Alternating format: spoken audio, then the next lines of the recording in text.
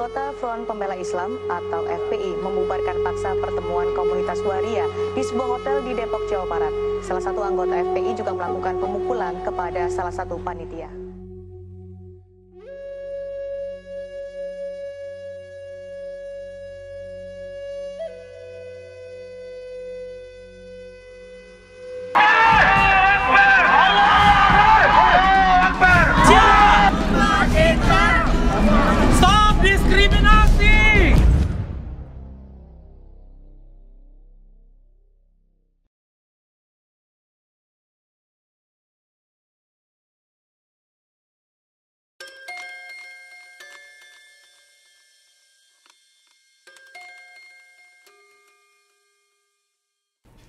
Arus Pelangi berdiri sejak tahun 2006.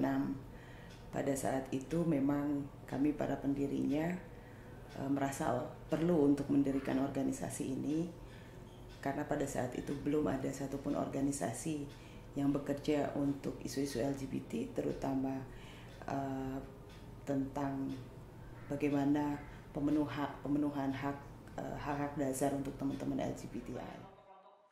Dan kemudian memang core besar kami ada di advokasi. Selain kami juga bekerja di ranah kampanye, pendidikan, dan pengorganisasian.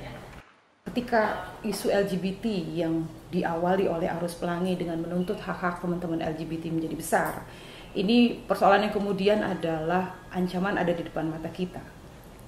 Dengan misalnya Indonesia dengan mayoritas yang beragama Islam, yang tentunya sebagai LGBT adalah melawan agama.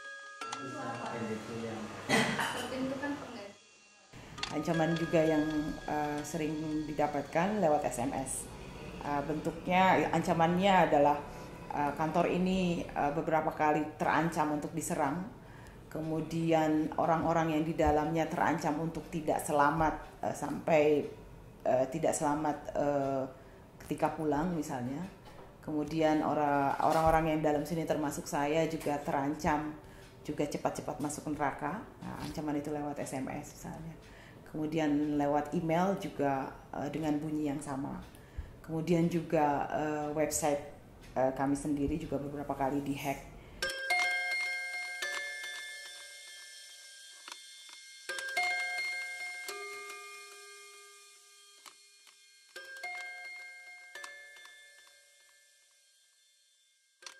Di 2010 itu seperti satu pukulan yang cukup hebat bagi gerakan LGBTI di Indonesia. Di 2010 itu kegiatan yang cukup besar waktu itu adalah konferensi ILGA Asia di Surabaya.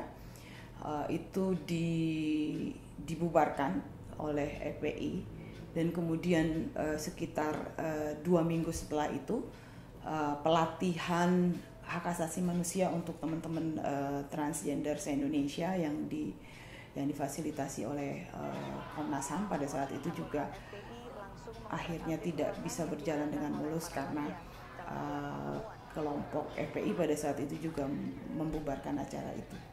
Dan kemudian juga Queer Film Festival di tahun yang sama juga akhirnya harus sangat memang ini berjalan tetapi memang sangat banyak halangan dalam menjalankan Queer Film Festival pada saat itu.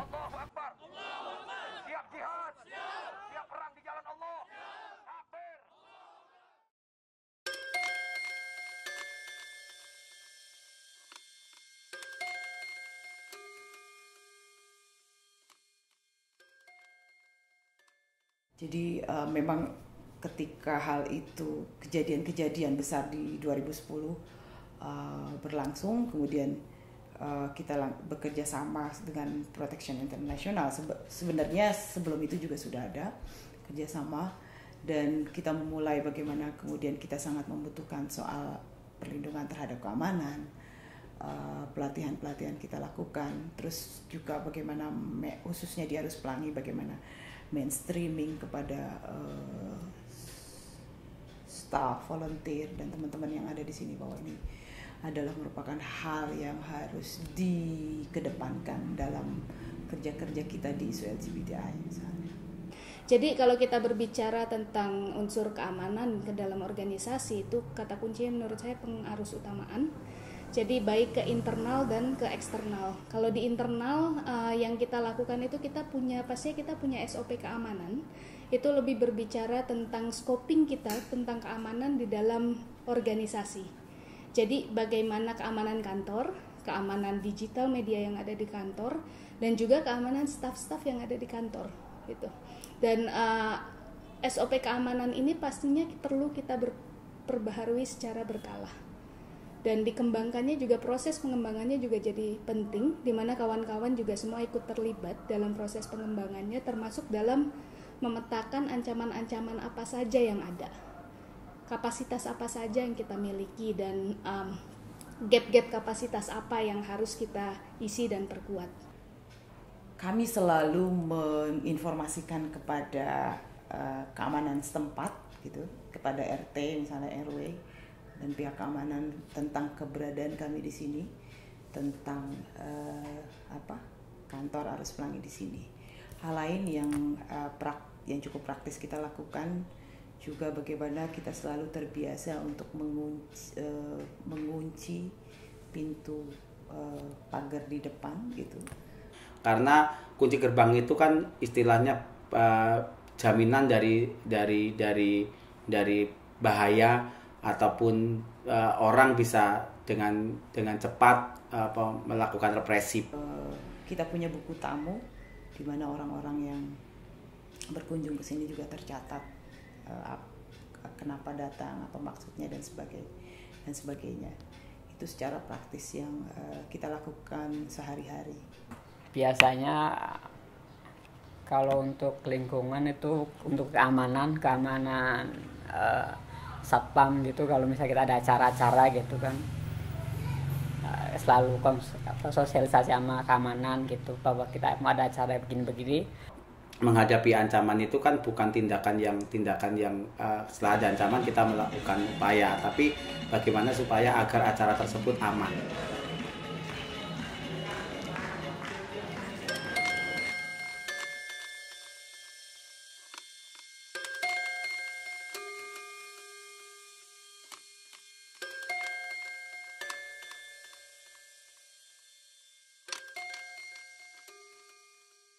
Nah, kalau berbicara di luar Arus Pelangi itu sama juga pendekatannya pengarus utamaan.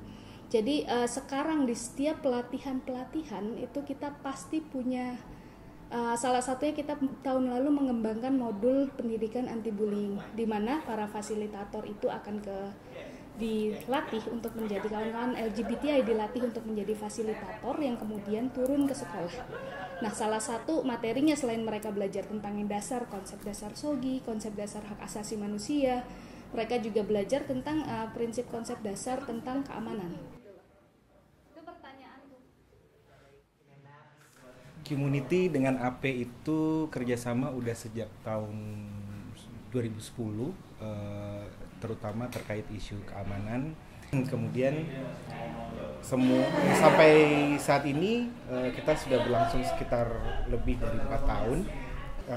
Banyak belajar sekali dari situ tentang bagaimana cara memproteksi diri sendiri, dan bagaimana cara kita juga memproteksi penonton kita, volunteer kita. Bencongnya? Hah? Bencongnya? Itu deh gaya-gayanya. Udah lagi. Nih, lo.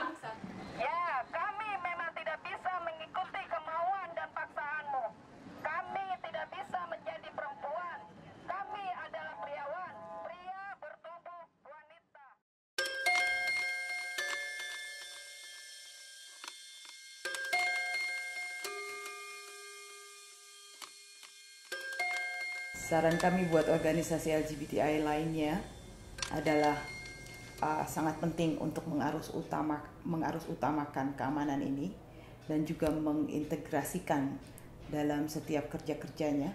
Misalkan juga kemudian punya aturan-aturan bagaimana faktor keamanan yang selalu kedepankan dalam setiap lini, dalam setiap level kegiatan. Kalau ini bisa dilakukan oleh teman-teman di luar Indonesia, ini juga cukup baik, bahwa tentunya dengan situasi yang berbeda, tetapi menurut saya sangat penting untuk berjejaring sesama organisasi LGBT ataupun organisasi di luar LGBT, bahwa kemudian isu LGBT menjadi bagian dari isu hak asasi manusia itu sendiri. Sangat mendasar yang awal itu adalah memiliki SOP keamanan. SOP itu pastinya menjelaskan, dikembangkan berdasarkan resiko apa saja yang kita, ancaman apa saja yang kita miliki, dan apa yang kita lakukan terhadap itu. Itu menurut saya adalah sesuatu yang sangat penting dan sangat mendasar. Hal lain yang sangat penting juga proses pengembangannya, yang melibatkan semua yang ada di organisasi itu. Karena keamanan itu adalah urusan semua orang. Siapapun itu yang istilahnya punya akses rutin ke organisasi itu menjadi penting. Jangan cuma hanya manajemennya saja yang jago gitu ya, yang paham, yang ngerti, tapi tidak dilaksanakan oleh yang lainnya gitu. Jadi secara praktis itu bisa menimbulkan membuka lubang atau celah-celah bagi ancaman untuk masuk.